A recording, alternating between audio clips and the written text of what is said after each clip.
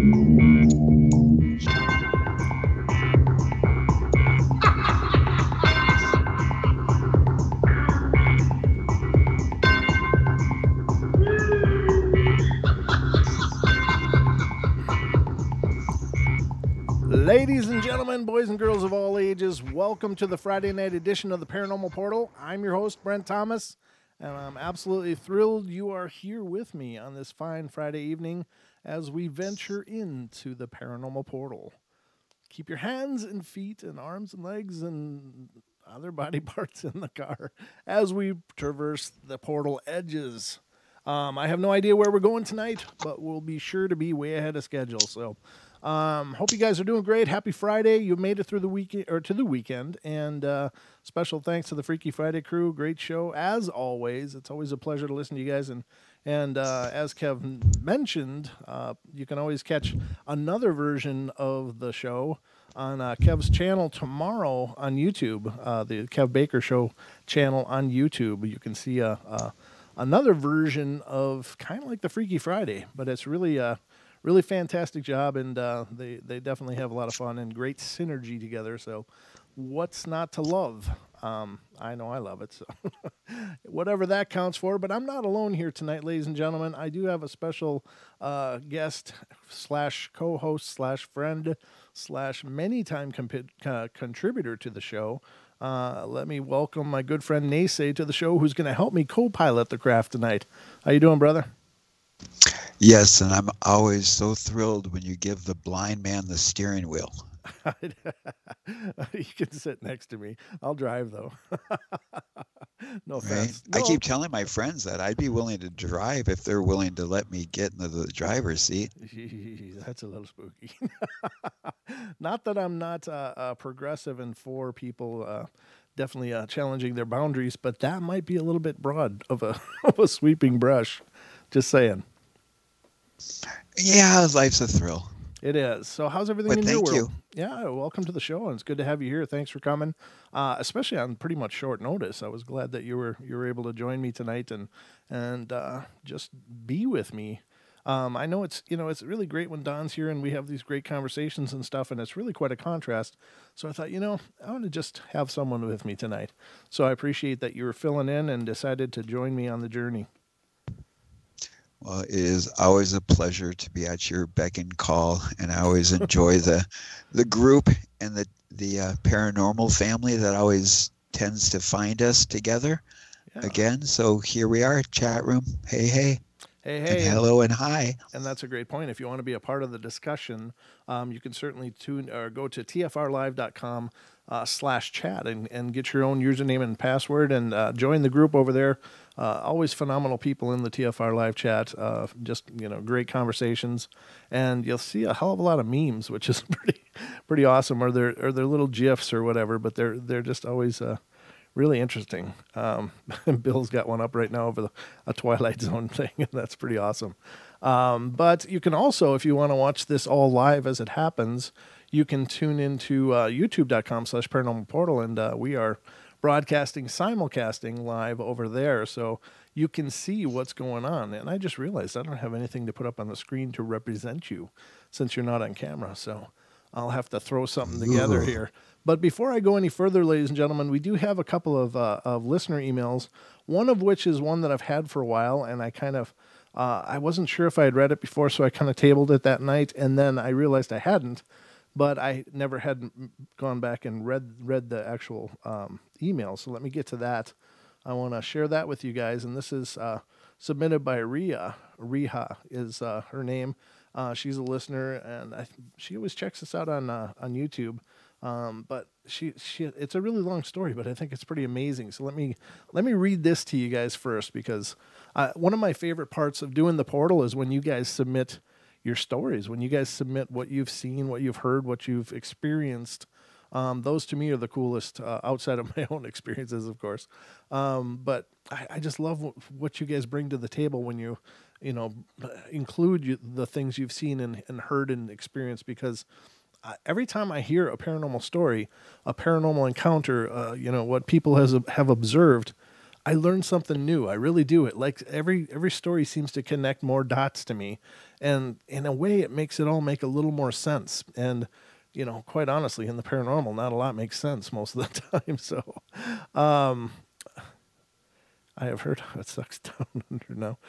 Oh, he was talking to Brad. I thought he was talking to me. All right, sorry about that. I just saw a message in chat that I thought was to me, but it's not. You can't hear me? Daryl, can you hear me now? Are you hearing me now, Daryl? Should I eat the mic? Let me know, Daryl, when you get a chance. He's in the TFR chat saying he can't hear me. And maybe I'm too far away from the microphone. But I can increase my volume. I know, Nese, your microphone's actually kind of loud. So I don't know if you can adjust that or just lean back a little bit.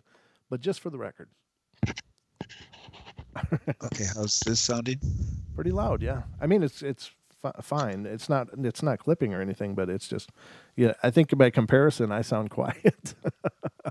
So I'm gonna read this story though, and you guys can. I hope you enjoy it. As I mentioned at the end of the year, I went to stay with my other sister, who lived 3 miles as the crow flies from the last incidents, and she had submitted another story, which is really fantastic too.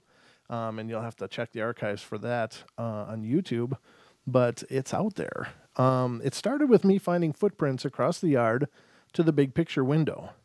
My sister was on vacation to Mexico, so I was left at the house alone. And it was the end of winter and only frosted in the morning, so not certain how many times it had looked into the window before I noticed. One morning I was up early and the sun was just getting ready to rise, and I think that is what drew me to the window, and I looked out and noticed the prints going across the yard to the window. So I ran and grabbed my camera to take photos, and sure enough, they were not noticeable in about an hour after the sun came up and melted the frost.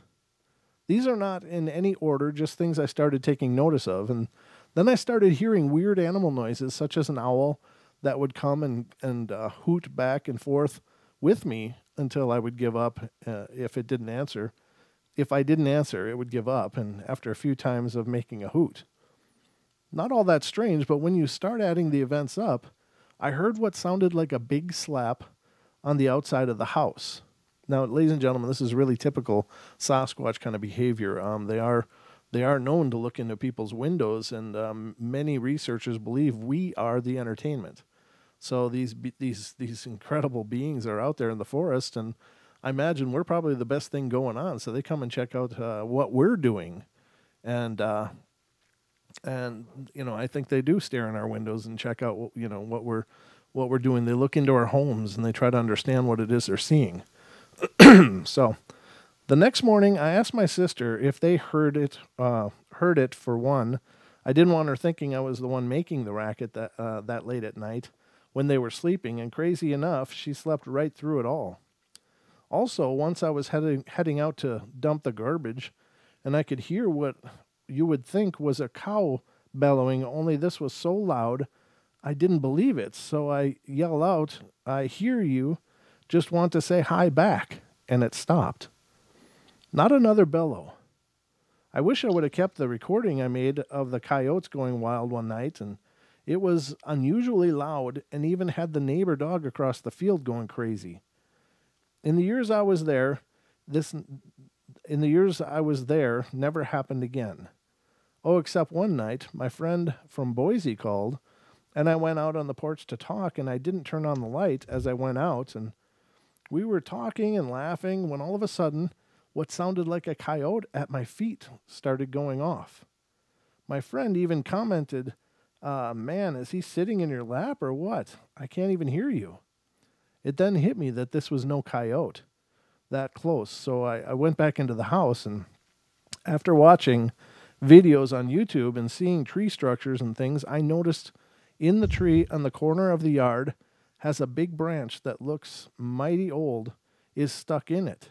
Before you start having these things happening, I actually tried to pull it out, and was going to make a walking stick out of it, only I couldn't actually get it out. I was the person that did the backyard or did the yard work, and one day during doing the mowing in the backyard right off of my bedroom window, there was a perfect outline of a body that was cut out of the trees. There was a lot of other impressions in the yard near it, but only one perfect body. The shoulders looked to be about 3 to 4 feet wide. It was big. Unfortunately, I mowed before thinking of taking photos. Even though I could still see it, it didn't come out clear in the photos.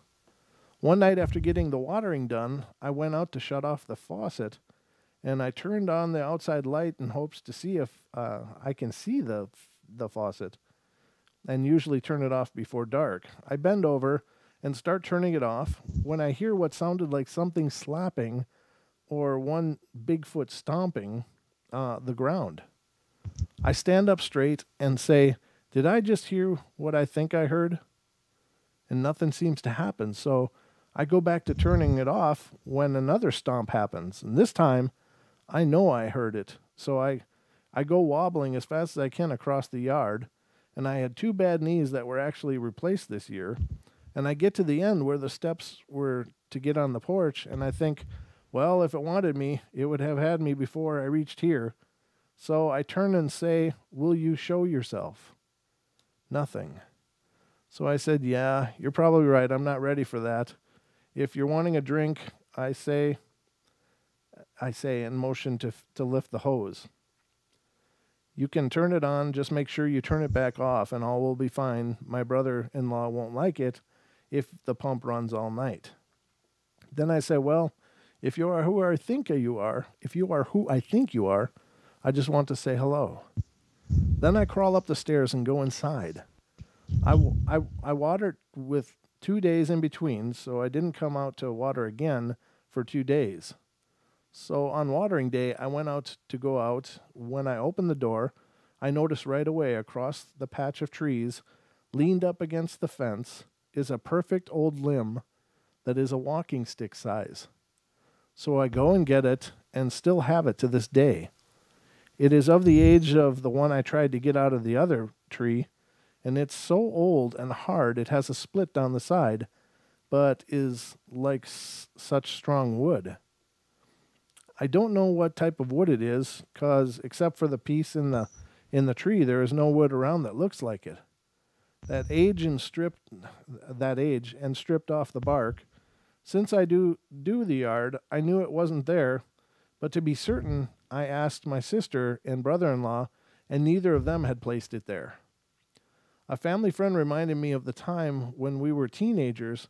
I was around 9-ish or so, around 1979, and there was an old bridge that was falling apart that wasn't used anymore since they put in a new one, and all the teenagers used to go and hang out on it, and it was in the summer, and the river is usually lower at that time also. Well, one night, they were all out hanging out the bridge when they say a large hairy man walked across the river. They all came to our house telling the story, pretty excited about it, that they scared my sister who was watching up, that they took us down to her friend's house because my sister didn't want to be alone at our house after that. We did live close to the river at that time and where it took place. If you like, I can see if she would like to send you her story about it, since she's the one that actually saw it. Okay, and she says, "Thanks for your time, Rhea." Okay, now there are some pictures here. I guess I can put them up on the screen. Let's see. So this gives you an idea of what that house looks like. It's kind of a beautiful setting, really. And this is the one by the house back here. Yeah, really wild. Now the slapping in the house is real common, and that comes up all the time. Oh, there's some of those footprints she was talking about. Yeah, those look like pretty significant feet. And for those of you on TFR Live, I'm sorry I don't have any way to demonstrate these pictures for you, but there is some pictures of the house and the grassy lawn, and then there's the other pictures of the brown grass with some like footsteps in it. And they're kind of ambiguous. It's hard to tell what it is, but the feet look pretty significant, like very broad looking. This one, I don't know. It almost looks like it has a tread in it. So this might be her steps, as she may have put on shoes to go out there and look at it. But these on the right side look like they're more shuffled, but really broad and wide steps compared to the footsteps next to it. So I think the footsteps on the right, for those of you on YouTube, or on the left rather, would be the person, would be her going to take photos of this. But the ones down the center of the image appear to be quite significantly larger and taking up more space. And there's a pen next to this one for a scale, and there's her shoes. Yeah, so you can see those track marks that seem to have a tread on it were actually her shoes. Okay, yeah, that's as broad as this is. It looks like it's got to be about 7 or 8 inches wide on this footprint. And that is really, I think for the most part, beyond human scale. I may be wrong, but yeah, these footprints are really significant as far as the size. And she also has an image in here of the tree with that big branch, that weird branch sticking in the tree that doesn't seem to have come from there. Now, the interesting thing about this, ladies and gentlemen, for those of you that can't see, picture a tree. It's in the probably the springtime.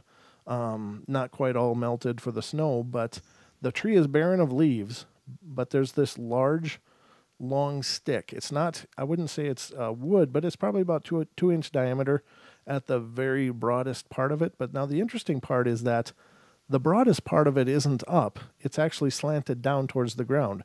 The thinnest part of this branch looks to be way up, almost out of frame on the tree. And so it's kind of like it's wedged into the crotch of this tree. And she had, again, said that she tried to pull it out and was unable to. And so if it was something that was stuck there by a Sasquatch, it would be, I'm sure, beyond beyond the ability of a person. But very interesting images, and thank you so much, Rhea, for sharing that with us. I think that's incredible. Very incredible pictures. I should just keep watching here. We got about 9 minutes, so I think I got enough time for the next email, and then we'll get into more paranormal stuff and talk to Nese about some things he's been observing as well. But the next one comes from Nadine, who's also a listener on YouTube, and she submitted a story here. It says, when I was young, my mom had this dream, and freaking out, she called her friend she worked with, talking about what happened in the dream. I'm going to move this over to the other screen so I can see it better. Her friend says that is freaky, and you just described to me what just happened to me in an accident heading to work today. It seemed weird to me, and I asked my mom if there were any psychics in the family, and she said, yes, a distant aunt of hers was considered very psychic. Years later, I had my first experience with this remote viewing in a dream, and in it, I became the person it was happening to. In this case, it was a girl in one of my classes. Going to school the next day, I brought up the dream to others and asked the teacher about her because of the dream I had. She then got a notice about her being put in the hospital after getting hit by a car. It was a hit and run case, and she was in the hospital for a while. When she got out and found out that I had dreamed about it, she asked me for a lot of details, and I've had other dreams since remote viewing something before it would happen to me. This happened years later as an adult, though, and what gets scary is one day my manager parked outside in front of our place, and I went out to say hi in greeting, seeing him just sitting in the driver's side of the truck. Waving, he seemed to ignore me, so I walked over to the window, raising my voice, thinking he couldn't hear me because the window was up. He turned and looked at me with wide eyes in shock and then disappeared. I realized that he had been an illusion and looked around absolutely confused. The next day I went to talk with his wife about it, and she told me, yeah, he had just passed away this morning from a heart attack. What I had seen could only be foreseeing him dying. It shook me up a lot, and there is more I've experienced and would like to share, but for another day. Thanks for listening. Well, Nadine, thank you so much for sharing that. That is absolutely amazing, and there are gifts that just follow bloodlines, and I think we all have these gifts within us, but some people are just more genetically on than other people. It's like they don't have to work as hard. The rest of us, I think, have to work pretty hard, but that's amazing, and congratulations, and I'm sorry both, because these kind of things are both a blessing and a curse. It can be a heavy load to carry for a lot of sensitives. So, but thank you so much for sharing it. Go ahead. Am I quiet a little more? I'm trying to adjust some. You're still louder than me, but it's okay. We'll get through it. I'll just have to talk a little louder. Okay. Well, that first story, the one thing that always makes me think of is, you know how seemingly dogs communicate with each other with no vocable sound, and animals seemingly do the same thing.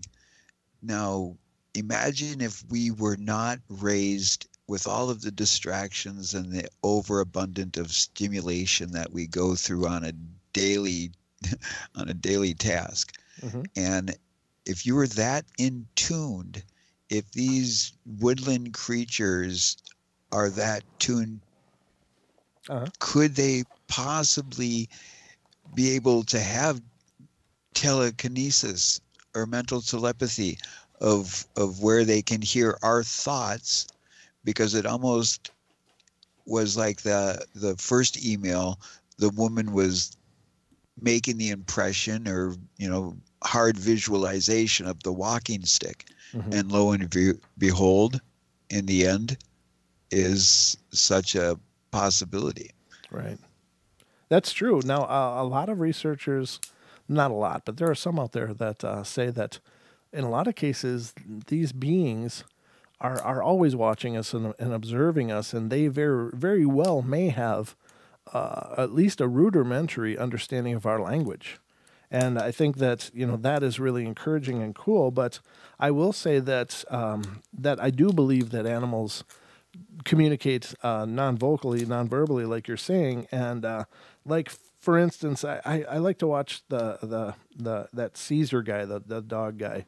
And I forget what his show's called, but he's had a few of them, I guess. But he talks about people being in a heightened state. Well, your dog's going to be in a heightened state because they read off of that emotional energy. And so, and if they are simply watching us all the time, as a lot of researchers believe, then they probably, and this isn't me disagreeing with you. This is just me offering another viewpoint as well. And you could very well be right. But they could have observed her, like trying to pull it out of the tree and went, she seems to want that kind of stick. Well, let me see if I can find a different one, So either way, either it understood either by verbally or by telepathy or, just by observing and watching what was going on. But yeah, very, very powerful for sure. Well, there's no doubt in my mind whatsoever that the Sasquatch or we call them the people of the wilderness, and that they have an incredible intelligence to them. I do not doubt that at all. Right. And ladies and gentlemen, if you're not familiar with Nese, if you're new to the show, Nese is Anishinaabe, and he's really, in a lot of ways, you're very shamanic in your spirituality, right? Would that be a correct assumption? Oh, well, I appreciate the labels as long as they're positive, of course. But I was always told by my elder, and my elder has been called a medicine man in my presence, and I guess for another term, shamanic. But he's always told me that, your actions will label who you are and what you are. Right. And so if you always feel the need to label yourself, are you really accepting that label, or are you trying to convince yourself Right. of that label? And so I just say that if I am blessed to be able to be a conduit for the universal God or the creator, and that force can utilize my vessel to help someone else better themselves, then I will use the modalities taught by my elders to do such things. You know, that's an interesting point, because I do artwork as well, and you know, I'm pretty decent, I guess, at artwork, and I enjoy it quite a bit. But the one thing that always gave me a kick was when people would come up and look at me drawing, or look at what I've drawn or painted or sculpted or whatever, and go, "Are you an artist?"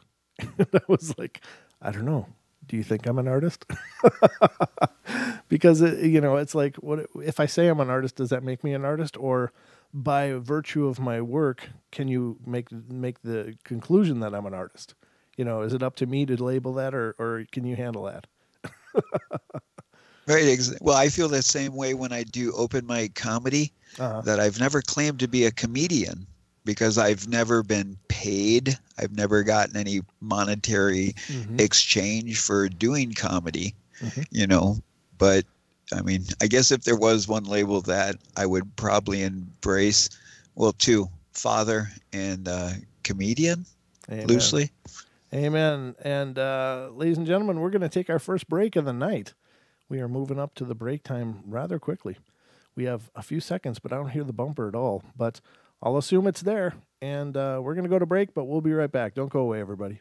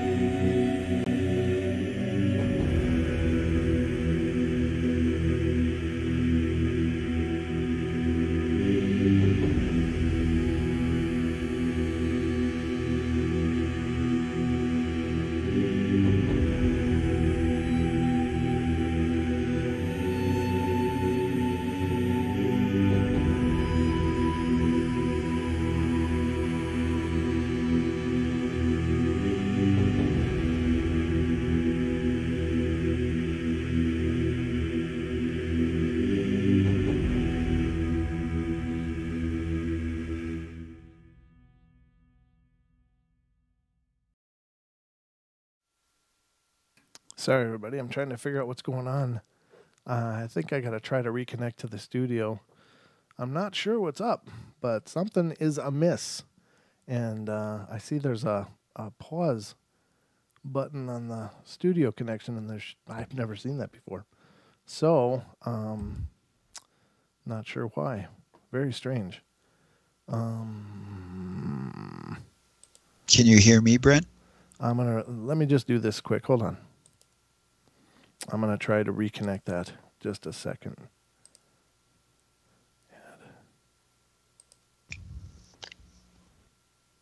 Okay, I hope that connected us. I don't know what was going on, ladies and gentlemen. Looking for some validation in the TFR chat. If you can, let me know if you guys are hearing me there. I would appreciate it. I don't know, the some reason there was a pause icon in my connection over TFR, and I've never seen that before. But I know there's lots of strangeness going on with some of our connections and stuff, so I do apologize. But let me get to a call here and see what's going on. Hello, area code 231. You're on the air. Hello? No? Maybe they're just calling to listen. Can you hear me, Brent? I can hear you fine. And let me check. Is my volume down at all? Yeah, you're good. I got you tweaked down a little bit on my fader. So you're good. I'm sorry, ladies and gentlemen. This kind of stuff hasn't happened for a long time here on the portal. So what's really funny, Brent, earlier when you were talking about the ghost box, and I made that joke. I'm like, can we call the spirits? And I just kind of giggled to myself because we talked about that before we got on air. So maybe I accidentally possibly opened something for us. Yeah, thanks for that. YouTube can hear us fine, and I'm just checking to see if anybody's in TFR. I know that it emptied out pretty good because a lot of people are saying, "Oh, they can hear us now." Okay, good, very good, Daryl. Thank you. I don't know what the hell was going on. Weird, very, very weird. But it looks like we're live and back, ladies and gentlemen. I apologize for the technical difficulties. This is really, really unusual. Like I said, this hasn't happened on the show for quite a while now. This is the Paranormal Portal, and paranormal things are, honest to God, and I say that tongue-in-cheek, but I'm a little bit serious, too, because some of the things that happen on the show, I just can't explain. I don't always know why they happen, but it looks like we're back in business, and everything looks good. So I hope that continues to be the case. But joining us tonight is our good friend Nese. Mr. Kevin Shore is joining us here on the portal. He is my co-host for the evening, helping me through this Friday adventure, I guess. But I do apologize again. It really is frustrating to me on a very deep and profound level when things go awry technically, because I've worked really hard to tune this show and to get it all dialed in, and then when things like that happen, it's just like, oh my God, my pulse quickens, I get all sweaty, and it's like, come on, So I don't know. Maybe you did jinx us a little bit. Note to self: no more mocking spirits before shows. Oh, anyway, are you there, Nese? Oh, dear God. Now did I lose him somehow? I don't know what's going on. I need a vacation. Are you hearing me now? I can hear you now. What the hell happened? I couldn't tell you. It's the world of our world, and it's always enjoyable. But again, to the listening audience, it's probably not as fun. But we shall prevail. We will, because we don't have any other choice at this point. No, I mean, it's great. And I always love doing the show, but honest to God, I take a lot of pride in this, and I work really hard at this. And when it doesn't work out well, it just is extraordinarily frustrating. So I always want to give you guys the best show I know how to give. And when things go sideways, it's like, no. So I do apologize for all the goofiness and rookie mistakes, but I don't know how I made them, but apparently they happen. So my apologies again, but we will continue the journey here and see what we can get into. I got to rearrange all my windows here so I can see just what the hell's going on, because not that I always know. All right, looks like me. All right, Lewis is back in the chat there, and let's see, Lucky's in there. I see Lucky's in there, but I haven't heard from Lucky, so I'm not sure if she's active right now. Wookie's in there. Ling's Board, Ella F, Big Bird 1955, Kev Baker's still in the chat. Yeah, that's not the kind of evening I want to have with the audience. But Daryl is in there, and Lewis, and Excited Local. Good to see you guys. Thank you. That's the TFR chat. Let's see who's in the YouTube chat. Who is talking? We got Bigfoot Michigan Rob, Black Tree Daryl 7745, Haxor, Jessica Mink, Kimchi Bay. Is that? Oh, is that are you Korean perhaps? And I don't mean any disparaging. My wife is Asian, so that's I see Kimchi Bay, and then I think, oh, is that a Korean? But very cool. Christy Monster Truck Gal, Lena Hickman, Lewis, M Cat, Nadine, Orange County Girl, Terry Norvell. Good to see you, Terry. I don't recognize the name, but great. Thanks for stopping in. And Ken the Rotman from Down Under. So we are, I hope, good to go now. Again, I apologize, but let's get to some weirdness here, shall we? This is, after all, the Paranormal Portal. So I just wanted to touch base on this, Nese. I thought this was pretty interesting because this is kind of, if anything, this kind of shows the progressive nature of our modern society. I think that this is encouraging for all of us paranormal junkies.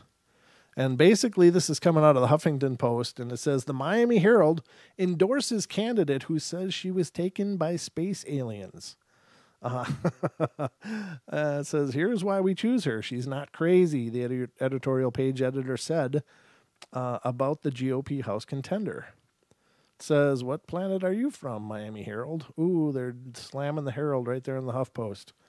The newspaper is endorsing a Republican congressional candidate who says she was abducted by Jesus-like aliens, ladies and gentlemen. Bettina Rodriguez Aguilera, okay, a former Doral councilwoman, is running for the primary to replace retiring Republican Elena Ross Lightenen's Florida 27th congressional district seat. So, and despite the contender's out-of-this-world claims, she has the thumbs up from a major mainstream newspaper. She's a strong candidate in the race with plausible conservative ideas, the Herald wrote.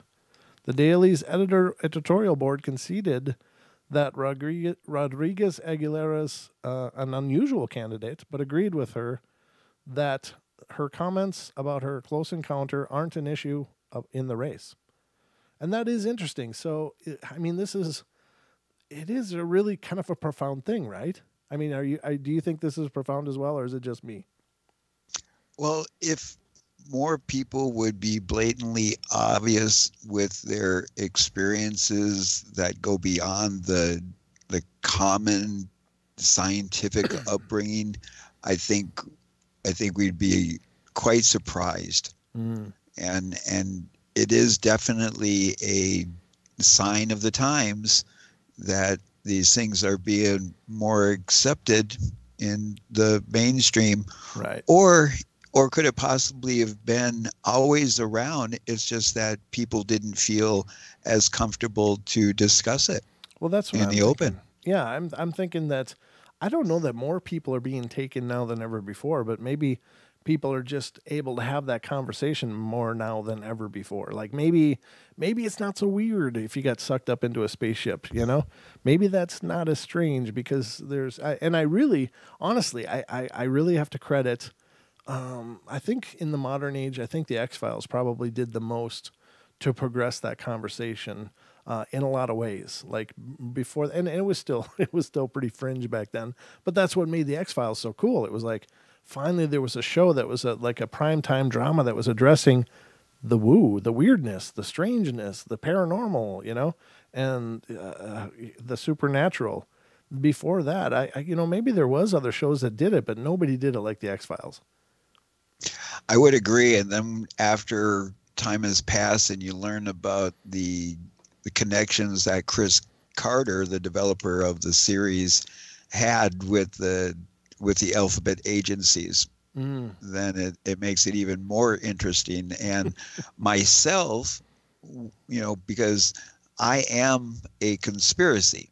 I remember back in the mid 90s when I'm talking about my illness, having Gulf War illness, Right. Everybody was like, you're crazy. Why the government would never, It's all do in such your a thing head. to its veterans. It's all in your head. Right. Well, I mean, literally, I had to have a psychological exam by the VA to test my sanity. That was the first thing they did when I kept claiming Gulf War illness. And so when I'm doing all of that research to try to find out what Gulf War illness is, it's on the same bookshelves as the metaphysical stuff and the UFOs and Bigfoot and secret societies. And, that opened my realm to it. And in that, I got introduced to William Cooper. And William Cooper was one of the very first, one of the granddaddies in the whole UFO community. Right. Yeah. And here we are today. Here we are today. It's a great ride. It is. And at least, and you worked hard, but you were one of the people probably instrumental in a large part to bring some awareness to this, on a national level. But, and so that stopped being a conspiracy theory and started being a real thing. And now we hear that an alien abductee is now endorsed by a major newspaper. Not that means as much now as that maybe as it did, because I think the whole gravity of the mainstream media is fading fast because people are not contented to just swallow propaganda, which I think, and I try not to circle that stuff too much, but you got to admit, with all of the things that have come out, proving these media outlets have fabricated stories, they've fabricated instances of they've glamorized things and they've condemned things and they're trying to create a whole narrative. So I think that a lot of people have woken up to this and went, whatever, I don't care what they endorse, and I think if anything, I think that, people are moving away from getting their opinions from mainstream media. Well, if we look at the history of civilization, we see these pivotal points where the powers that should not be were into burning knowledge. The Library of Alexandria, and then the Nazis when they were burning books, and even, nothing with, Christians wanting to burn books, and everybody's wanting to burn these books when it's just desecrating this past knowledge. And if they take away our knowledge, if you don't know your history, you're doomed to repeat it. And it seems like we continue to find ourselves back in these cycles, because if we were to technically look at the movie series, I mean, remember the old Twilight Zones, and then all of a sudden another 15, 20 years comes another cycle where it's kind of the same but a little deeper, and then from the X-Files, now when you go onto Netflix, the series that you find now are so far down the rabbit hole, by the end of the series you're just sitting there scratching your head and say, how much time did I lose or was lost? Yeah, exactly. That was a pun there. Lost time. I got you. But no, I think it's pretty impressive, and it's encouraging. That I'm encouraged by the fact that can happen. That somebody has been bold enough to say, "Hey, look, this happened to me," and yet they're still not living in a closet. They're just living their life, and maybe it's okay. Well, I myself have experienced missing time. Yeah. And I think we've shared it before a couple of years ago with the Portal family. But when I got out of the military and I drove from Cali back up to Minnesota, there was literally 8 hours of missing time where I was behind the wheel. And I remember on the road driving, and the next thing I realized, I'm waking up parked on the side of the road to the morning mailman tapping on the driver's window, kind of startling me out of whatever it was. And I remember telling the guy, I just pulled over, what do I say to this guy? He's tapping on my window, and I roll it down, and I'm just like, why am I here and where am I? And he's like, are you okay? And I'm like, oh, I just pulled over to get some sleep driving all night. Mm-hmm. And he said, okay. And he kept moving. And then I had to wake up the person who was in the passenger seat next to me.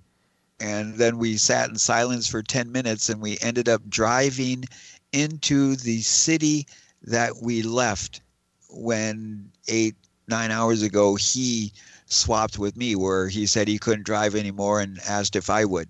And we were on like the last 12 hours of our road trip. And in that last 10 hours, we sat in silence and nobody discussed what happened, because I had no idea what to say. Wow. Because it made no sense. I remember he kept giving me a hassle, like, what'd you do, fall asleep? And I'm like, no, I've been driving. And it was proved that we went through almost over a quarter tank of gas, and the big Monster coffee that I drank only had maybe a handful of drinks out of it. Wow. But yeah, so that what happens? That's got to be a really, really terrible experience. I mean, because I've fallen asleep when I've driven. There was a period of time where I was nearly narcoleptic. I just wasn't sleeping at night, and I'd still have to drive around and do things. And there were times where it was like literally hard to stay awake. Whenever I was doing a longer drive of over a half hour, it was just like all of a sudden my head would start bobbing, and my head would nod, and I was realizing I'm going 70 currently down a freeway. And it's like, oh my God, But I couldn't imagine waking up and being parked. That to me would be absolutely horrifying. It's like, what the hell just happened? This isn't right. What's going on? That's got to be terrible. Yeah, it was really strange, because parts of and I've talked about doing memory regression on it, like some hypnotic memory regression on it, Sure. because the little bits and pieces of what I remember were disturbing. Oh. But one thing that I do remember, there was one point where I was behind the wheel, feeling like I was driving 100 miles an hour, and I was punching the guy sitting next to me in the arm to wake up. Jeez. And when he woke up in the morning, and we ended up pulling in that same gas station deli area, and he like lifts up his sleeve, and he has visual black and blue marks on his shoulder, on his bicep. Oh man. And he even like said like, what the hell, dude? No, and then when he showed me that was like when right away it hit me, like remembering trying to hit him in the shoulder and waking him up. And then I told him that. I was like, dude, I remember trying to wake you up. And he was like, why? And then it was like, I don't remember why, but I remember in, the whole, like a movie playing before me. Right. Like yelling at him and hitting him in the arm. And I remember I was driving fast, and I was afraid that we were being chased. Wow. But I don't remember what was behind me or anything. And you would think if it was like a police chase or anything, and there would be cops involved, but there wasn't. And this is on Highway 29 going through South Dakota up into North Dakota, and this is back in 1989 when I was getting out. I just got out of the military, and I was driving from San Diego up to Minnesota, where I was going to look for a job and then bring my family up. So I mean, yeah, it's that constant, when you said earlier about these blessing and curses, right? Because when you get sensitive, and forgive me if this is ego and stuff, but my mother is, I am an enrolled Indigenous person. I'm enrolled to the White Earth Anishinaabe, French called us Ojibwe, English called us Chippewa. I'm an enrolled Indigenous person. My mother has told us that, we are sensitive. She's told us that since we were children. And it was really nice that I had a mother that was very open to asking when we would say we saw things. She wouldn't be like, oh, there's nothing there. She would be, well, what did you see? Right. What did you think it was? Could it, And so she was open to that, which was wonderful, because I do believe that we have been conditioned by the dominant society to stifle those abilities of being intuitive or sensitive or semantics, Right. metaphysical powers. Well, I just looked in, and I actually checked the date on that article that I read about the endorsement of the Miami Herald of that candidate, and apparently it was from August of 2018. So I quickly Googled, did that person win? And no, that person didn't win. In fact, they only got 4% of the votes. Somebody named Maria Elvira Salazar gained 40% of the votes and took the seat. So even though she had that powerful endorsement, it didn't do a whole bunch of good. I wonder how many legal or illegal aliens voted for her. I don't know. That's not on here. They didn't say. They didn't say how many illegals were voting for her. But she didn't win, the woman who was endorsed, which is, it's too bad. It would have been really encouraging to see that. Now, again, people like Jimmy Carter was a UFO experiencer, and he became president. And Hillary Clinton claims to be an experiencer or believer, and she didn't become president. And there's, I guess, who's another one? There was. Oh, you know who the oldest, the oldest and most profound UFO report ever, I think, was given by Thomas Jefferson. Did you know that? No, I did not. I remember Washington, where he was supposedly visited or witnessed something before the crossing of the river. But not about Jefferson. Let me see if I can Google this so I can get some more facts. UFO reports. I'm pretty sure it was him. Jefferson's UFO. Yeah, it was 200 years ago. Yep. Let me read this. It's coming from the ancientcode.com, and they're saying 200 years ago, U.S. President Thomas Jefferson was informed about a UFO sighting. So he's informed about it. Let's see what it says. The unidentified flying object was seen some 200 years ago. Apparently, it assumed the shape of a turtle and then that of a human skeleton, ascended and descended rapidly, according to Mail, which was reprinted in 2010 in the Papers of Thomas Jefferson Retirement Series. And Thomas Jefferson was an American founding father and the principal author of the Declaration of Independence, and he served as the third president of the United States from 1801 to 1809, and he was a man who was informed about one of the first UFO sightings in the history of the United States. I'm sure that's not true. They're just talking about a white history of the United States, I'm sure. But more than 200 years ago, a mysterious UFO was witnessed by people in the United States, and has now been revealed that a report about the UFO sighting was presented to former U.S. President Thomas Jefferson, and this shouldn't come as a surprise. In fact, hundreds, if not thousands of years ago, people all over the globe have been witnessing strange, inexplicable things in our skies. While some of these events were explainable, like weather or astronomical phenomenon, some sightings have remained shrouded in mystery. Let's see if it talks more about this. In the Papers of Thomas Jefferson Retirement Series reveals that a tavern keeper in Portsmouth, Virginia, and his friend had informed the former president about an unidentified flying object they saw hovering in the skies. The UFO, which resembled a meteor, at first had the ability to shapeshift, as the UFO attained the shape of a turtle as it hovered above the sky. We, we, the subscribers, were most earnestly solicit that your honor will give us your opinion on the following extraordinary phenomena.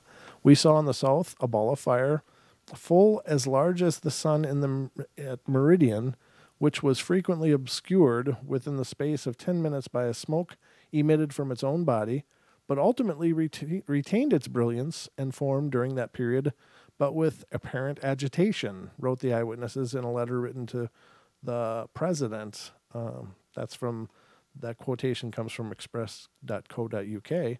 The report was considered one of the first UFO reports in the history of the United States. So it was submitted to him and filed by him is what had happened. But very cool. That's a little piece of obscure history, I guess.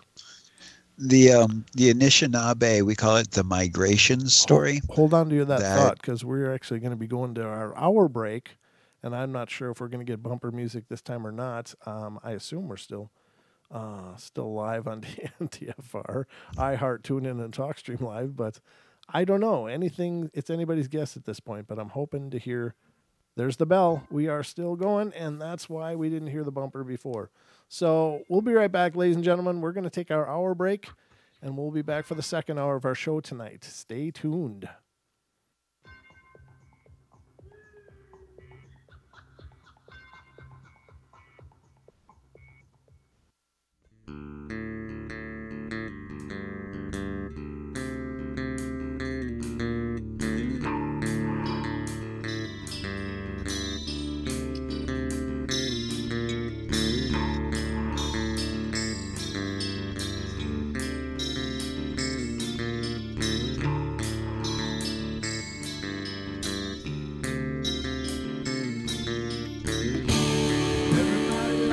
Play their games.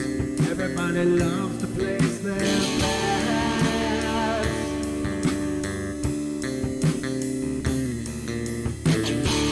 They don't understand the price I paid. They don't care to comprehend.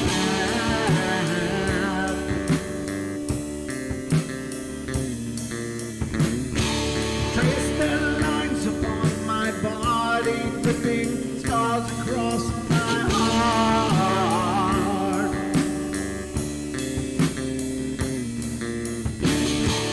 Raging anger pours inside me as their lies keep falling apart.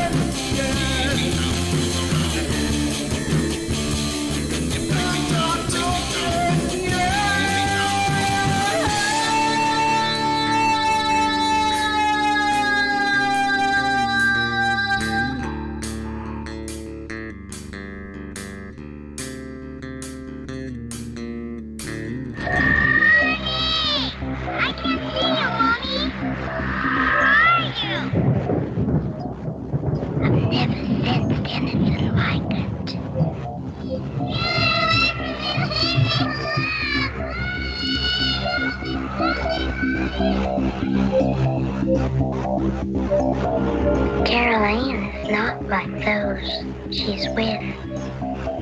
They're attracted to the one thing about her that's different from themselves.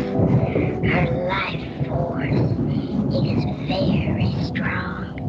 It gives off its own illumination. It is a light that implies life and memory of love and home and earthly pleasures. Something they desperately desire, but can't have anymore. Right now, she's the closest thing to that. Poltergeists are usually associated with an individual. Hauntings seem to be connected with an area. A house, usually. Poltergeist disturbances are fairly short duration, perhaps a couple of months. Hauntings can go on for years.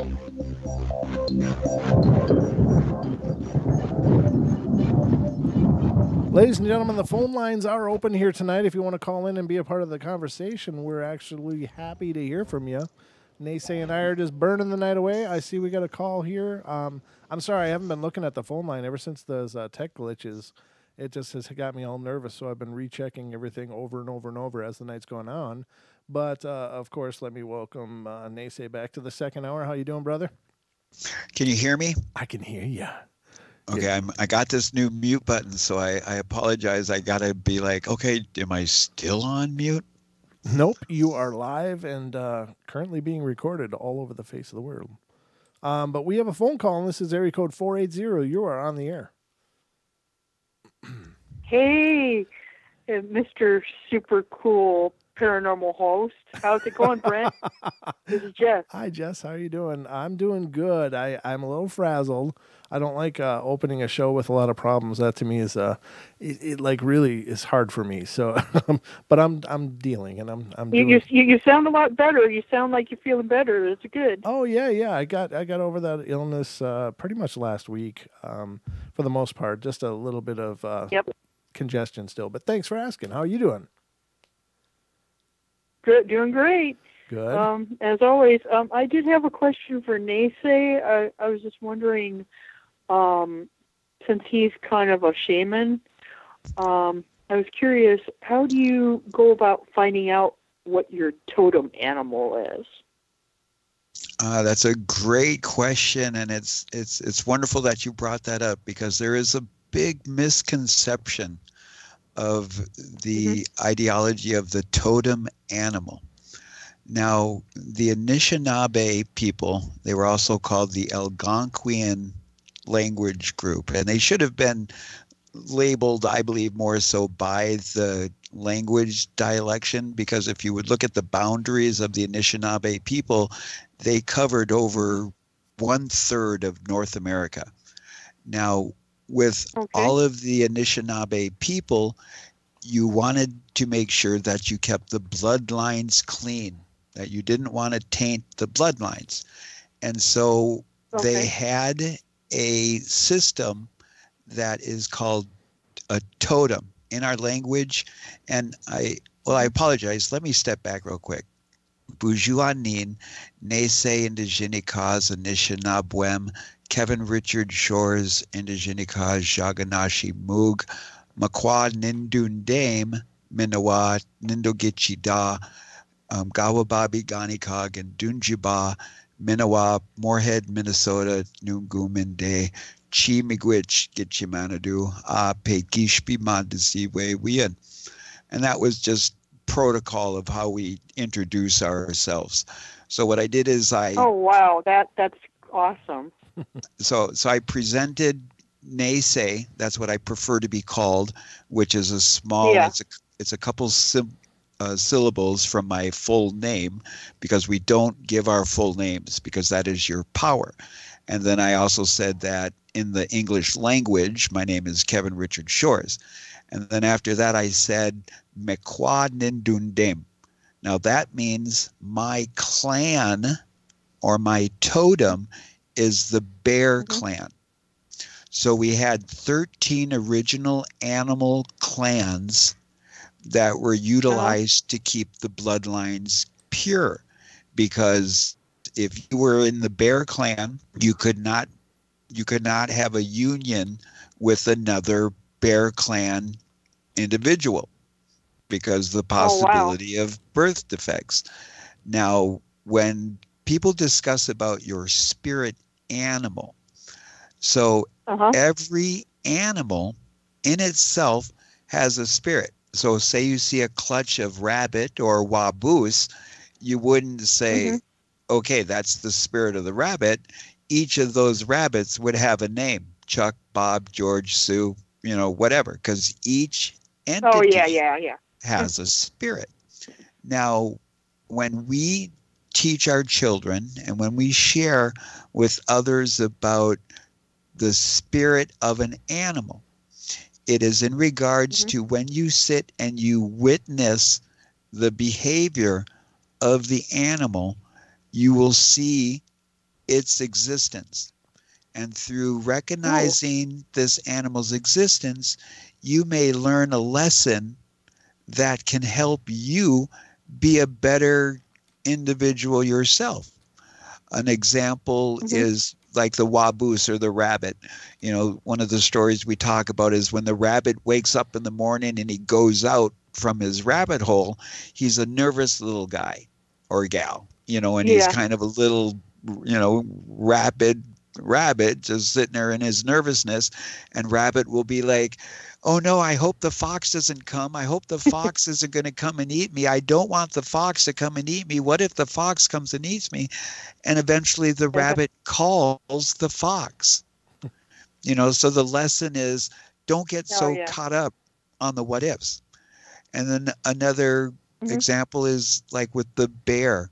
You can witness the bear and watch how the family dynamics of the bear work, and like a mother bear where, everybody knows that you do not get between a mother bear and its cubs. Well, that's just showing you, as a mother, and the intensity of the relationship between the children.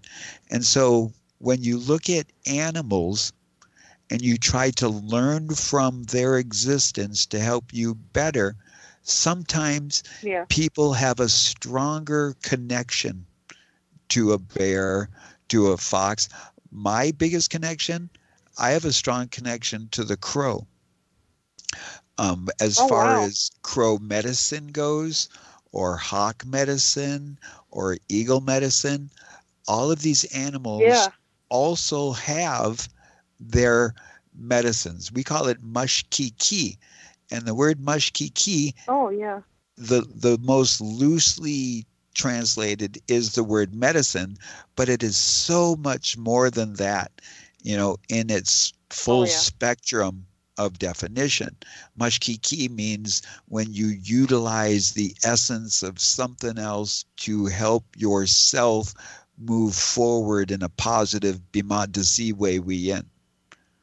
And question. How would I know what I would be connected to? Question. Would I be connected to an animal? Well, do you ever do meditation at all? Occasionally, when I can. If you were to look at the cycles of everything, the two incredible times of the day is just before the crack of dawn and just before dusk. If you are out in the wilderness, and you will literally witness a few moments of silence, like absolute silence, just before the dawn and just before the dusk. And at those times is such a strong and powerful moment of meditation where you do the self-reflection of your existence. And in those ponderings, ask yourself, what animal am I connected to? Do I feel, you know your urges, like when you get that urge for chocolate? Oh, yeah, sure. Okay, well, find that one animal that gives you that same craving for knowledge or a connection like you do with that next piece of chocolate or, whatever. I'm just bringing something out there. Can you So- be connected to several animals? Absolutely. Yeah, that's what I thought. Okay. Yes. I was just curious. I was just curious about that. And thank you for answering my question. And I think Brent might be drawn to the moose since he's seen the moose in his backyard. Oh yeah, that's true. That's true. That was really it was really a spiritual experience for me as well. I mean, and it's just such a neat thing to have something so. Minus the muffin. Yeah. Well, he left me some pellets to get rid of in the spring, but it was worth the experience. I think it's a good trade. That's a cool picture. That was a cool picture. You gotta show Nese the picture. Well, it's a video, and honestly, Jess, the Nese is kind of blind, so. I'm only third Oh, eyesighted. I didn't know. Sorry. No, that's fine. Sorry. That's perfectly fine. It's quite all right. Yeah. Did that answer your And question, thank you Jess? for answering my question. Yeah, thank you so much. And you've always had awesome insight, and I love when you come on. I appreciate that. Thank you. Thank you, Jess. Miigwech. All right. It's wonderful hearing from you. Yeah, take care, super cool dude, and Don, the other super cool dude All right. that's not here. You'll be here tomorrow night. All right. All right, thanks. All right.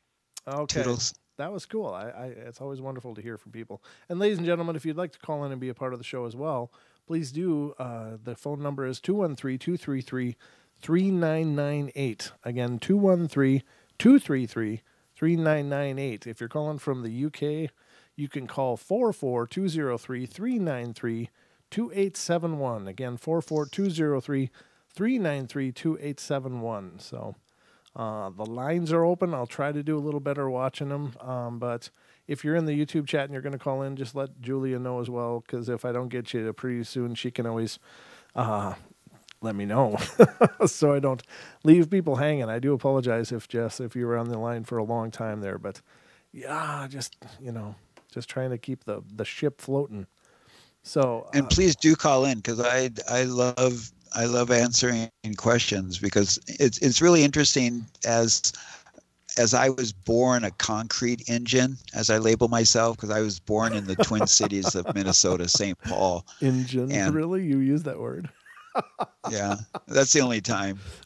Well, I also use that for ingenuity. Oh, very good, very good. Because if you've ever heard the expression of a res car, only a true Indigenous native will know how to keep a res car running on a clothes hanger, duct tape, and a pliers. Oh, that's great. No, I I appreciate that. Yeah, that and farmers and baling twine, and yeah, I know.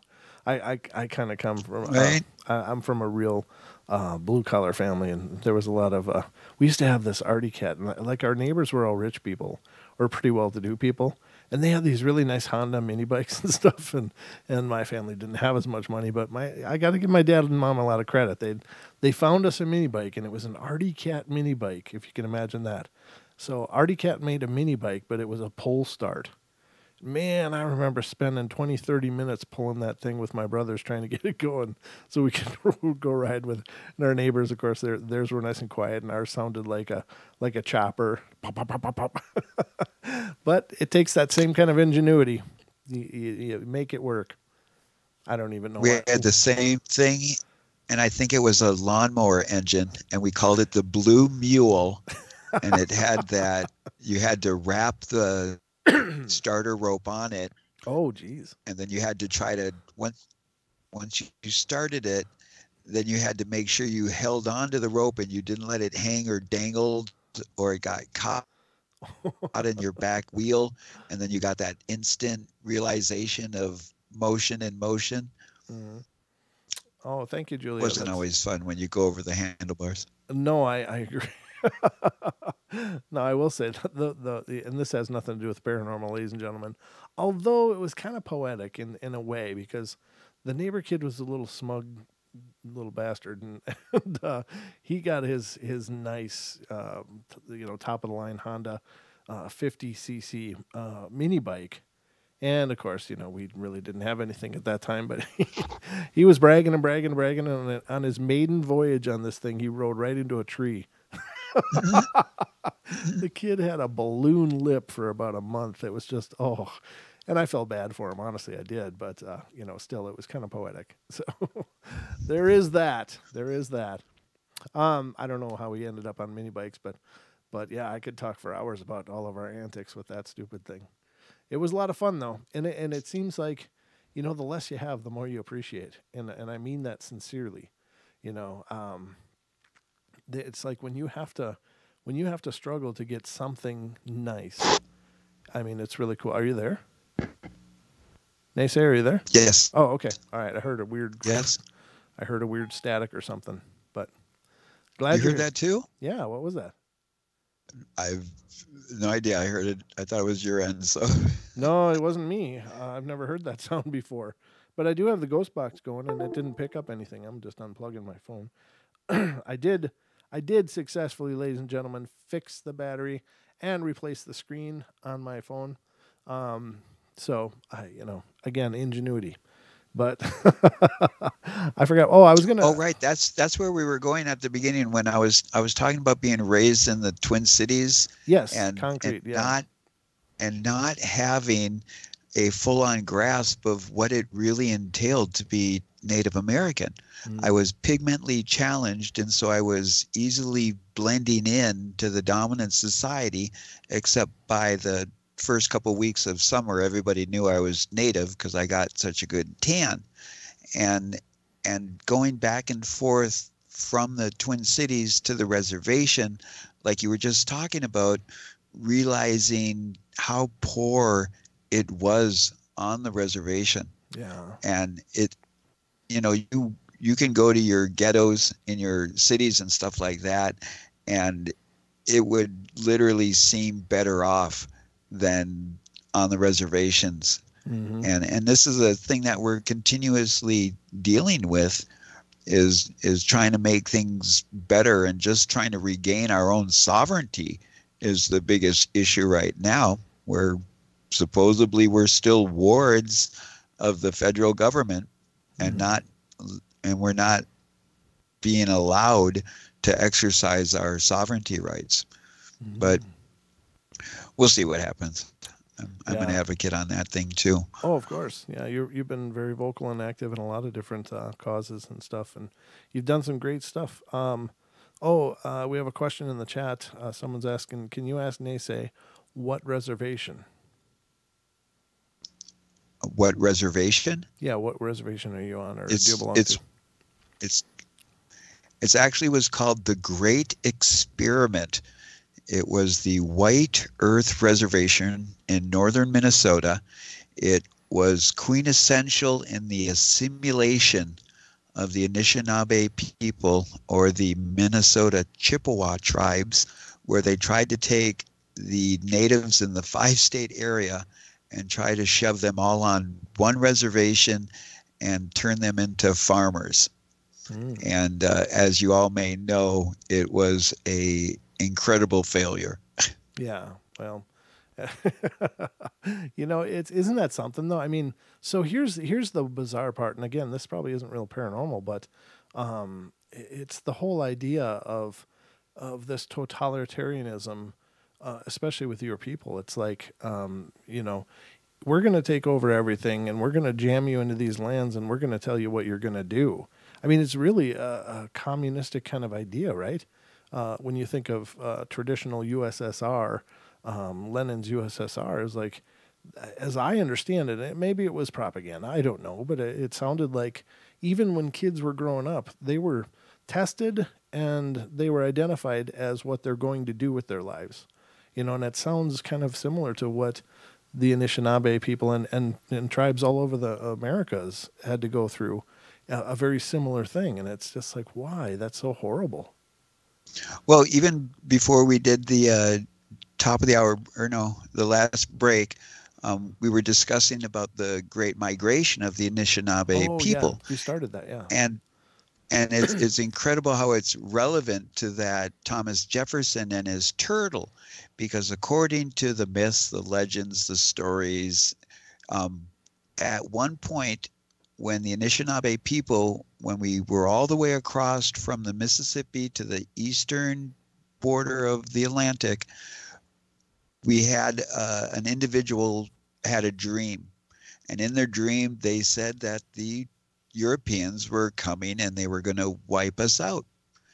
And from that dream, the discussion came to move a large amount of the people towards the west, towards the Great Lakes of Lake Superior. And when this was decided, the story says that a Megas shell, and if you look at a Megas shell, when it's laying on its side, it looks like a turtle shell.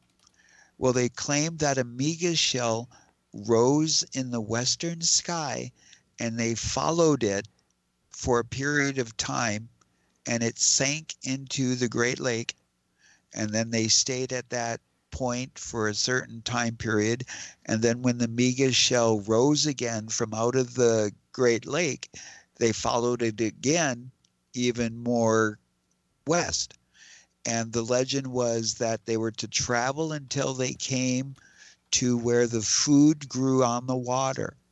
And this is our what we call sacred monomen, or wild rice. And in Minnesota and Wisconsin and Michigan, there was an extremely abundant amount of this wild rice that we used as a major staple for our food, especially over the winter periods as we're surviving ice ages. Allegedly, our stories talk about us spending days crossing the giant ice bridges that were periodically showing up and stuff. But our ancestors, they discuss the sky. Well, I do not know the word, but in its description, it means sky sled, because one of our modes of transportation was dog sleds. And so we had a word called sky sled or air sled, which was more or less a thing that transported humans in the sky. Wow, that's really cool. That is amazing. So we, these metaphysical stories or the paranormal that we discuss, still is happening. And this is like when we were talking earlier, has it always been around since the beginning of civilization? Just how much has it been discussed and how much has it been recorded and released? Right.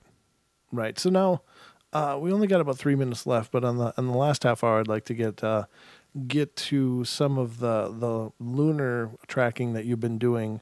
I'd like you to explain a little bit of that to our audience, because I think that's really pretty phenomenal, and it's pretty profound, and it's pretty much not being discussed anywhere, which I find either troubling or interesting, or I'm not sure what to think of it, but if you don't mind. You said 3 minutes before the break? Yeah, well, 2.5 minutes now. That's good. All right, so I'll preface it with the powwow grounds. If you've ever been to a powwow, if you look at it from an aerial view, it's a circle. And if you think of it metaphorically as a clock, at 12, we would call it north, 6, we would call it south, 3, we would call it east, and 9, west. Well, the powwow grounds are orientated for the directions. So in the morning, the rising sun would rise at the eastern door at 3 o'clock and would go across the sky, and it would set on the western door. And this is how they would align the powwow grounds. Now on the White Earth Reservation, we are on, I believe it's 152 powwows. And our powwow grounds have been up for that many years. Wow. Now, this orientation has been since then. Yep. And so when I learned about this, I would love going to the eastern door, having a little piece of tobacco and a pipe or something, and watch the sunset in the western door. Now, I was doing this when I had my site in 2000. And all of a sudden I started noticing, because the powwow was always the second week of June. And I started noticing that the sun was setting more and more towards 10 o'clock, towards 11 o'clock. 30 seconds. And so we kept watching this and keeping track. So over the last 15 years, the sun has almost shifted 40 degrees into the northern hemisphere, which really isn't the northern hemisphere. But I'll explain more of that when we get back. Do not touch that dial. Don't touch that dial. Strange things might happen to you. Just saying. All right, ladies and gentlemen, we're going to go to our last break of the night, and we'll be back to hear more of that. And the call lines are open if you want to be a part of the show. 213-233-3998. Again, 213-233-3998. Don't go away.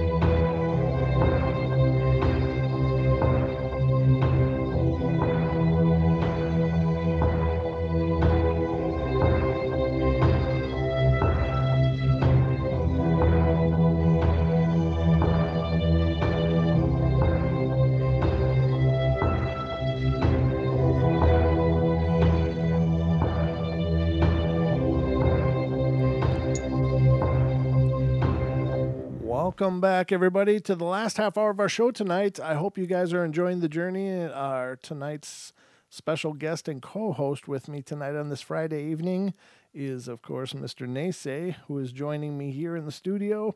Well, no, he's not in the studio, but he is, in spirit and by connection through the interwebs and such. But we are going through this evening, just going through a whole bunch of different stuff. And I realize it's not really an over-the-top kind of paranormal episode, but it's kind of a fun one anyway. I like just leaving the door wide open to the things we can cover on the show, because I don't like being roped into, we have to talk about this. And that's never been my philosophy here on the Portal.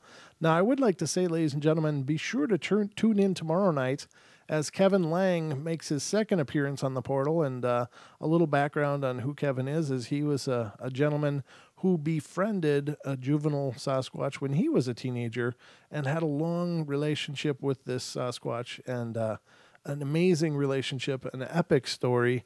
And if you're not familiar with the story, of course, you can tune into the show or check out the last appearance of Glag on the Paranormal Portal, or of Kevin on the Paranormal Portal. But, if you want to get the full story, you want to hear the whole epic journey of this experience and these experiences, it was truly a best friend kind of relationship. It's just really heartwarming and amazing. But you can check it out go to Brian Sullivan's YouTube channel, just YouTube, Brian Sullivan rather, and that is the home of World Bigfoot Radio, and you can check out episode 31, I think that's what he said, there it is again, that weird noise. Episode 31 is the initial first episode with Duke interviewing Kevin regarding his experiences with Glag, but it goes on for several episodes. Duke just mapped out the whole journey over a period of almost a dozen, maybe over a dozen episodes, talking to Kevin about his experiences and what he saw and learned. Additionally, you can go on YouTube to Kevin Lang's Glagland, Glaggland, and he does a live stream every Sunday, and has some videos up on his page. And you can, if you catch a live stream of when he's on, you can ask him questions yourself. He does a great job of getting to everybody and addressing questions, and just a really neat guy. I mean, he doesn't do this for money. He's not doing this for notoriety. He's just doing it to tell his story. And whether you want to believe that or not is up to you. But I think he's a very sincere and genuine person, and just think, if this story is true, and I believe it is, but if this story is true, this is a window into a world that most of us can only imagine. And so he has all this experience and information. So definitely check it out. But he'll be joining us tomorrow night here on the Portal at 7 p.m. Pacific Standard Time. So whatever that means to whatever time you're in. But I hope you guys will be there and join us on that episode. It's going to be a great time. And, of course, Don will be rejoining me tomorrow as well. So it'll be the gang will all be here. But thank you for joining me again, Nese. I appreciate you being here with me. You'll be having a Y2K weekend. What? Y2K? Two Kevins. Oh, Kevin Shore and Kevin Lang. This is the Kevins, ladies and gentlemen. The weekend of the Kevins. Y2K. That's right. Funny. That's hilarious. Good job.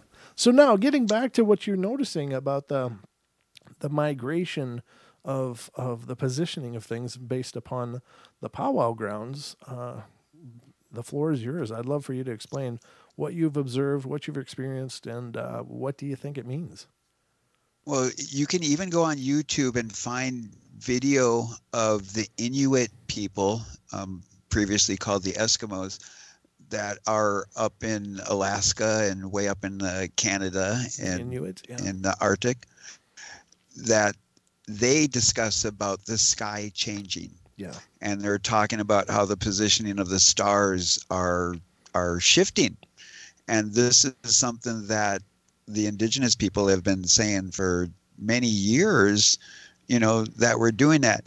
People don't realize it, that in Antarctica, they have taken ice core samples that are 420,000 years in its whole record.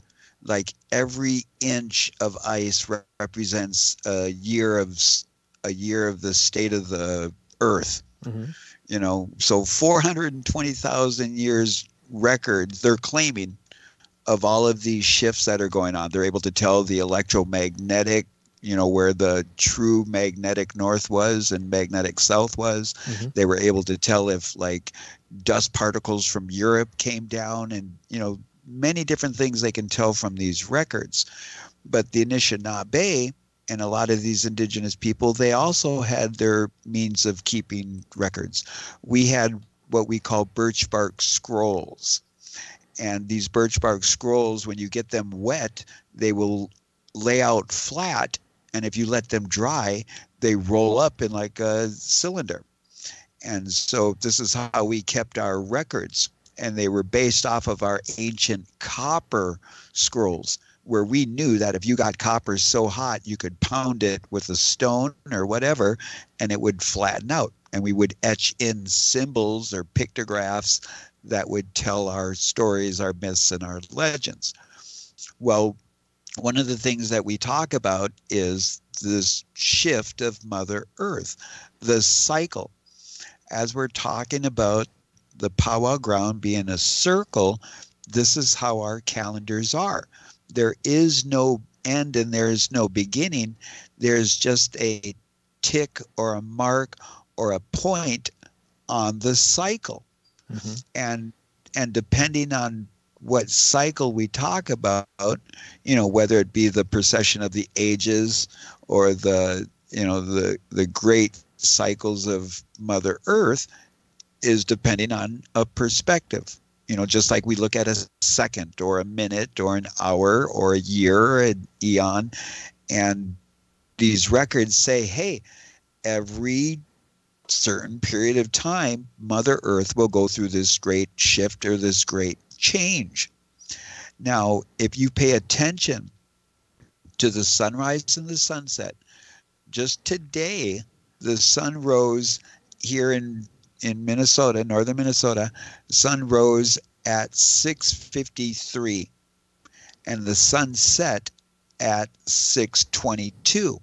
So we are that close to 12 hours of daylight, because that's what the equinox means. Equal daylight to equal night. And this is coming right upon us right now. The irony of it is this Saturday night into Sunday is the daylight savings, mm-hmm. where we jump ahead. So now when the sun is setting at 6:22, we're all of a sudden going to say, nope, tomorrow it's going to set at 7:22. So we're gaining an entire hour, which is disrupting us paying attention and denoting exactly when the equinox occurs. And this is my ultimate question. Why are they not discussing this? Because we were raised in the Gregorian calendar that the equinox occurred when? In the middle of March. Mm-hmm. And the solstice, the summer solstice, occurred in the middle of June on the 21st. And then again, the next equinox in the fall was was the middle of September. But it is not occurring then. So right now, with this just under 12 hours of daylight, we are going to be in the equinox. My belief is next Thursday is the equinox, because the way it should occur, the day should be get longer equally from the sunrise and from the sunset. But if you were to make record and write every morning when you wake up, ask, look on the web and see when your sunrise and sunset is, you will notice that it's not equally occurring at sunrise and sunset. It might be 3 days in the morning, you'll get sunrise earlier, and then all of a sudden it's 3 days in the evening. Now, in the hypotheses of why this is occurring, it would mean that something is affecting the way that the Earth is spinning on its axis. And then if you're going to hypothesize why would it be less or more in the sunrise or the sunset, then that means as the Earth is going through its cycle around the sun, and that tilt that we're in shifts just slightly, its ratio is the same as its progression around the sun. So it's only causing sunrise or sunset to shift. However, if we look at every celestial body as having an electromagnetic field to it, then this recorded entity that some people call Nibiru, some people call it the blue kachina, some people call it the red dragon, wormwood, the Mayan 2012, the Hopi prophecy, and the Anishinaabe, we call it the seventh fire prophecy. Because we discuss about how there will be another fire lit. Now, when you think of a fire, you sometimes think of a campfire, but the ultimate fire in our universe is the sun. And so if a second fire showed up in our sky, it would be a little detrimental to people. Oh, yeah. Now, if you look at Immanuel Velikovsky in his books, Ages in Chaos and Worlds in Collision, I believe it is, he discussed of all of these indigenous people from around the world talk about a moment in our cycle of the Earth. Are you there? Did we lose you? Away. Oh, we lost all Now, that. What? NASA wait, has hold claimed, on. Can you hear me? Are you there? Yes, I can. Okay, you dropped out for Yes. like a full 10 seconds there. So, so we heard all around the world. What's going to happen? All these tribes are saying what? The indigenous people all talk about the celestial body comes and visits the Earth at some point or another in the grand cycle of time. And in that occurrence, depending on how close this spatial entity can come, will depend on how disruptive it is to the Earth. And some people believe that, this is what collapsed the ancient civilizations. Now, the beautiful thing about it, though, the Anishinaabe people, we have a legend, we have a story that when this occurs, that our ancestors or relatives from beyond the Earth are going to be coming back and visiting us. And this brings us around full circle about UFOs from the beginning of the show, that we as Anishinaabe, because we're all Anishinaabe according to the teachings of my ancestors. If you are a human on the planet, you are Anishinaabe. All you need to do is proclaim it and act like it, because your actions will dictate it. So when we become true Anishinaabe, when we become true, respectful, humane beings, that when this cataclysmic, if it is to be a cataclysmic event, is going to occur, that they are going to assist us. Because I am absolutely in the belief that you, Brent, you alone, once you remember the power you have, that this celestial body coming close to us, you could just think and nudge it right out of the way.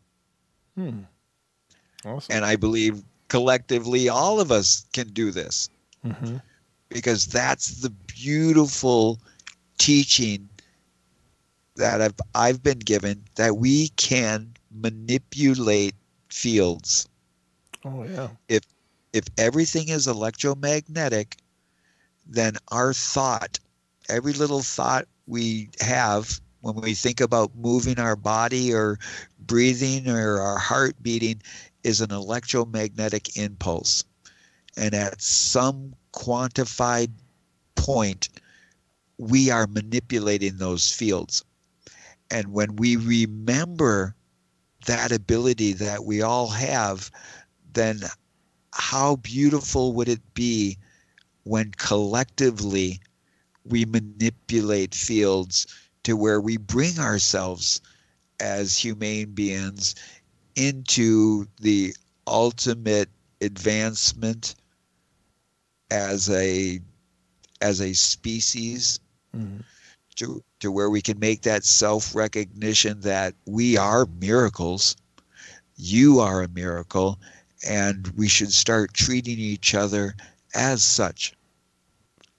I agree, and you know, it seems to me that we are in a metamorphosis of sorts right now. There's so much changing. There's so much in a state of flux. Things that, you know, we've never, I don't think, experienced in our modern age before. I think this is an amazing and profound time to be alive, because I don't know, I just feel like something is just out of reach, just something there, you know, like on an intuitive level. But I feel like we are changing and maybe even evolving incredibly rapidly now towards some state of being that maybe we've always been meant to be. So maybe that correlates to what you're saying, that we can do that. Now, I do believe, and have said many times, that I think that we are very fundamentally creating our experience, and that means from, you know, the physicality all around us to the, you know, to the weather, to the state of our lives, to, you know, everything. That, you know, all of us are fundamentally energetic beings, and as such, we are completely intertwined and interlaced into this whole fabric of all reality, of the universe. And I think that we are like these, and I realize some people may think this sounds absolutely very ego-driven statement, but I don't mean it that way. But I think that we are like sleeping gods.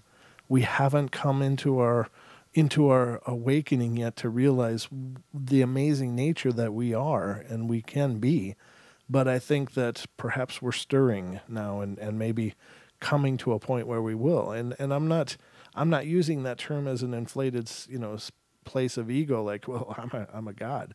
Well, no, I don't think so. But I mean, I think we just all are, by virtue of being imbued with a divine spark from wherever that came from, whatever you believe in. And to me, it's not important what your belief system is, but by virtue of being alive, we are directly integrated into the fabric of all the universe, because everything at its fundamental core is energy. And I think that energy can be changed. And I think there's been many advancements to show, at least on a fundamental level, that is true, you know.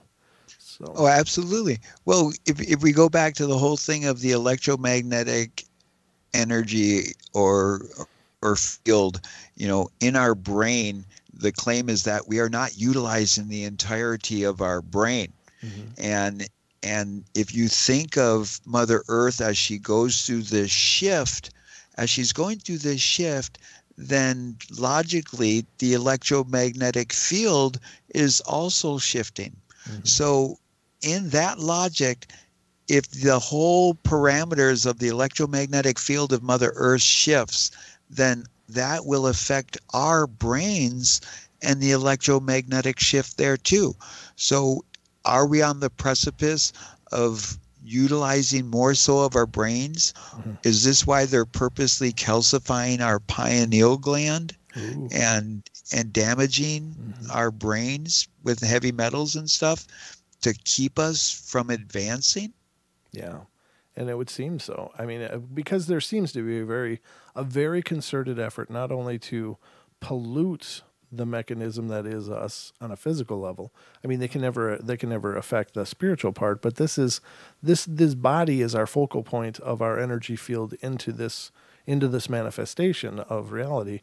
And I think you're right. I think that, not only are they attacking the physicality, but they're attacking emotionally, and they are creating these divisive and polarizations of people, of whole sections of society. They're absolutely polarizing them to be in opposition to the others around them. And it's unfortunately, there's a lot of people that still are swallowing those things, hook, line, and sinker. But I think people are waking up, and I think it's progressing every day that people are going, wait a minute, I don't buy this anymore. And when that happens, that's the start of an amazing journey. But I hope that more and more people will resonate to these truths and find, I just think that if you're watching things like the news, ladies and gentlemen, and if it's at the end of watching the news, if you feel pissed, it's probably not a good thing for you to watch. And if you're reading a newspaper and you feel really upset about what you're reading, then it's not something good for you. And the thing is that there is always many, many ways to see the same thing. In fact, if there was 50 people in a room, there'd be 50 different realities represented there. And I mean truly different realities. And, I think that people are being corralled into this anger and into this hopelessness and this feeling of powerlessness, because that's the manipulation.